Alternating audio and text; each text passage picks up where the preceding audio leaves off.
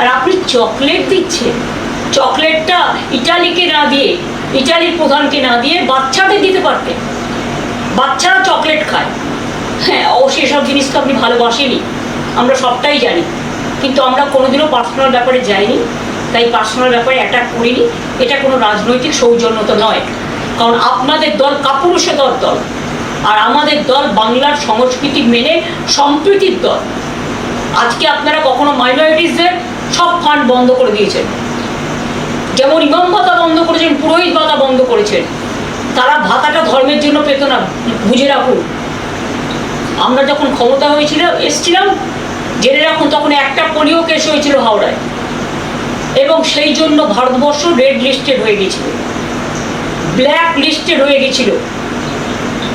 তারপরে সমস্ত সমাজকে বোঝানোর জন্য তাদের মানুষকে সচেতনতার কাজ করানো হতো, যে আপনি পোলিও ভ্যাকসিনটা নিন, আপনি বাচ্চাদের ভ্যাকসিনটা দিন, আপনি ইনস্টিটিউশন ডেলিভারিতে আসুন, আপনাদের ছেলেমেয়েরা পড়াশোনায় এগিয়ে যান, শিক্ষার মান উন্নত। এই জন্য করা হয়েছিল সোশ্যাল ওয়ার্কে, তাদের কাজ করানোর জন্য। আর মনে রাখবেন, কেউ আপনাদের উপর নির্ভর করে চলে না। আপনাদের তো এইসব খুচখাচ টাকার প্রয়োজন নেই, কারণ আপনাদের তো আর দেশের সব টাকাটাই যে আপনাদের সম্পদ হয়ে গেছে পার্টি। সোনা কিনবেন না, গাড়িতে চড়বেন না, দোকানে যাবেন না, রেস্টুরেন্টে যাবেন না, শুধু সন্ত্রাস চালান। মানুষের মুখ বন্ধ করুন, মানুষের কণ্ঠরোধ করুন। রাষ্ট্রীয় সন্ত্রাস যত চলছে, মানুষ হাহাকার করছে।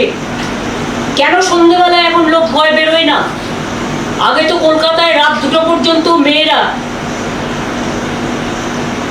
নির্দ্বিধায় নিঃসংকোচে সাংস্কৃতিক কর্মসূচি করত, ক্লাবে যেত, রেস্টুরেন্টে যেত, জন্মদিন পালন করত, উৎসব পালন করত। আজকে সব উৎসবের মধ্যে সীমারেখা টেনে দিচ্ছে, ভাগাভাগি করে দিচ্ছে। ঠিক আছে, মুসলিমদের আপনারা পছন্দ করেন না জানি আমি, তাই তারা তাদের উৎসব পালন করতে পারবে না। আজান আপনারা চান না, ঠিক আছে, আপনারা একটা কাজ করতে পারেন, ডেসিবেল সাউন্ডটা লিমিট করে দিন, যে 65 ডেসিবেলের বেশি আজানেও হবে না, ভিআইপি গাড়িতেও হবে না, এলআইপি গাড়িতেও হবে না, ডিজেতেও হবে না। সবার জন্য একই রুল। আইনকে বেআইন করবেন।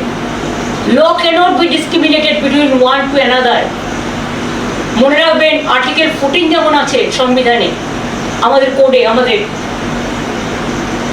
লয়ে আর্টিকেল 19 আছে, আর্টিকেল 21 আছে। একবারও পড়ে দেখেছেন আইনগুলো কি বলে? আপনার কারো অধিকার কারবার অধিকার আপনার কেউ দেয়নি। দেশ চলে গণতন্ত্র মেনে, সংবিধান মেনে।